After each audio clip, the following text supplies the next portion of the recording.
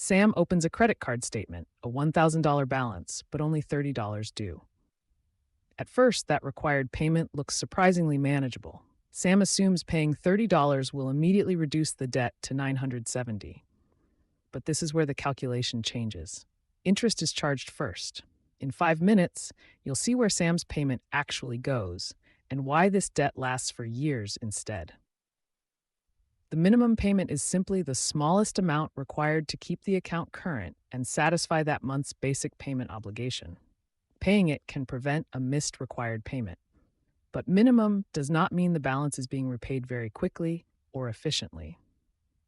Issuers and countries use different minimum payment formulas. Our deliberately simplified example uses a fixed $30 payment, no new purchases, and no fees.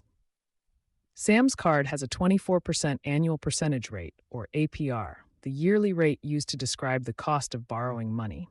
For this simplified calculation, 24% per year becomes approximately 2% per month, with interest added before each monthly payment.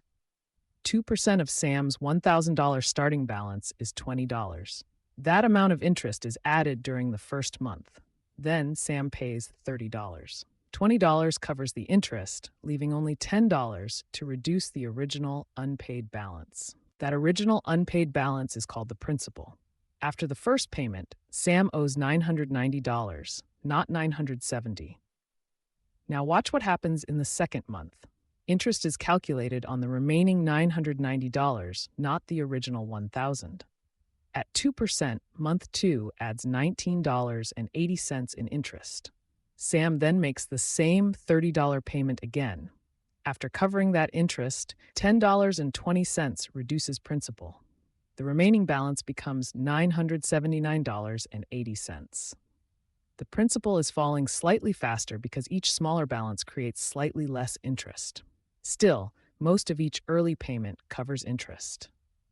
1 month does not look dramatic. 56 months does. Sam keeps paying $30 every month and makes no additional purchases. The calendar moves through birthdays, holidays, and 4 New Years. The balance keeps shrinking throughout, but only in small monthly steps. Under these simplified assumptions, the final payment finally arrives around month 56. That is approximately 4 years and 8 months. By then, Sam has paid roughly $1,664 in total to fully clear the original $1,000 balance. About $664 of that total is interest alone. That result belongs to this fixed payment example, not every credit card. Then we change only one number.